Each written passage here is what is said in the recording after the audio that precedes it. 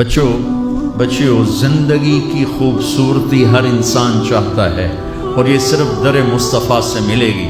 ایک اچھا بیٹا، پہلی شکل ہے اچھا بیٹا، اور میرا نبی کہہ رہا ہے کاش میرے ماں باپ زندہ ہوتے، اور نہیں تو میری ماں زندہ ہوتی تو تم دیکھتے میں کیا کرتا۔ میں عشاء کی نماز کے مصلی پہ ہوتا اور میں سورۃ فاتحہ پڑھ رہا ہوتا، اور ادھر سے میرے گھر سے میری ماں مجھے کہتی محمد، تو میں ماں کے لیے نماز توڑ دیتا۔ سبحان، میں ماں کے لیے نماز توڑ دیتا۔ اور میرے نبی سے پوچھا گیا یا رسول اللہ قیامت کب آئے گی؟ یہ بچیاں غور سے سنیں، سارے سنو پر یہ خاص طور سے سنیں۔ آپ نے کہا اللہ کو پتہ ہے۔ کہ یا رسول اللہ کوئی نشانی بتا دیں۔ تو آپ نے کہا جب بیٹیاں بھی ماؤں کو ذلیل کریں گی تو قیامت آئے گی۔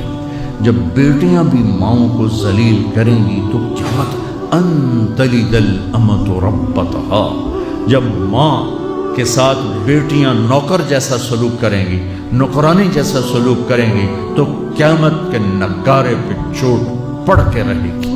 یہ نہیں کہا جب کفر پھیل جائے گا اور جب اسلام مٹ جائے گا، حالانکہ قیامت اس وقت آئے گی جب دنیا میں ایک مسلمان باقی نہیں رہے گا۔ یہ واقعہ کی سنگینی کو بتانے کے لیے فرمایا جب ماؤں کو ذلیل کیا جائے گا قیامت آ جائے گی۔ میرے نبی نے فرمایا عمر تیرے دور میں ایک شخص آئے گا اویس، اس کا قبیلہ ہوگا مراد، آگے سب کاسٹ ہوگی قرن، اویس بن عامر، اسے دعا کروانا، وہ کالے رنگ کا ہوگا، چھوٹے قد کا ہوگا، اور اس سے دعا کروانا، دعا تو بھی کروانا علی، تو بھی کروانا، علی اور عمر، اویس ان کے لیے دعا کریں۔ انہوں نے پوچھا کیوں؟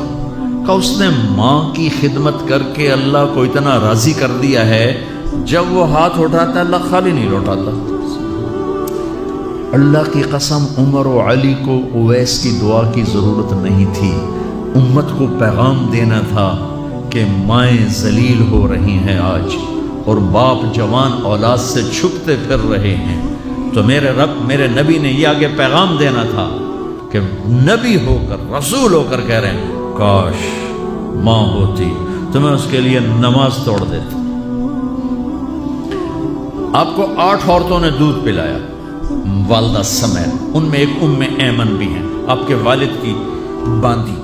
تو گھر میں تشریف فرما تھے، ایمن بیٹھی تھی حضرت عائشہ، تو ایمن کہنے لگی یا رسول اللہ پانی تو پلا دے۔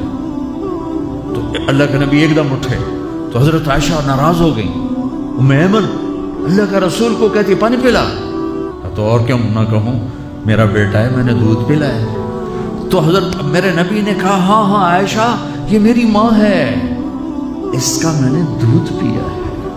آپ اٹھے، گھڑے میں سے پانی بھر کے یوں دونوں ہاتھوں سے حضرت ایمن کو پیش کیا جو حبشی باندھی تھی، چونکہ دودھ پیا ہے تو ماں کا لفظ صادق آ گیا، تو بجائے اس کے کہ برا مناتے آپ خادم بن کے اپنی ماں کو دودھ پلانے والی ماں کو آپ نے، حضرت حلیمہ سعدیہ تشریف لائیں، آپ نے اپنی چادر بچھا کر اس کے اوپر بٹھایا۔ ہمیں پیغام دینا تھا، آنے والے زمانوں میں یہ ہونا تھا۔ سبحان اللہ۔ امام ابو حنیفہ کا نام تو سب کو معلوم ہے نا، ایک اور عالم بتاتا ہوں، عبد الرحمن بن ابی لیلہ، ان میں علمی کھٹ پٹ تھی بہت زیادہ، آپس میں بنتی نہیں تھی۔ تو ابو حنیفہ جیسی ہستی جن کے کروڑوں فالوور آج ہیں، ان کی ماں کہتی نعمان یہ مسئلہ ہے جا کے عبد الرحمن سے پوچھ کے آ۔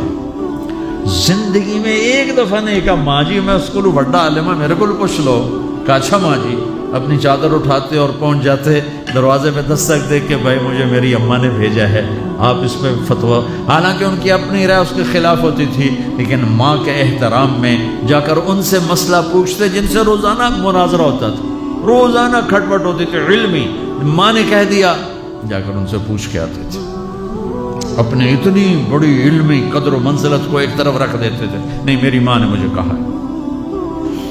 تو آپ سب نوجوان ہو، ماں باپ زندہ ہیں تو ان کی دعا لو، آہ نہ لو، دعا لو۔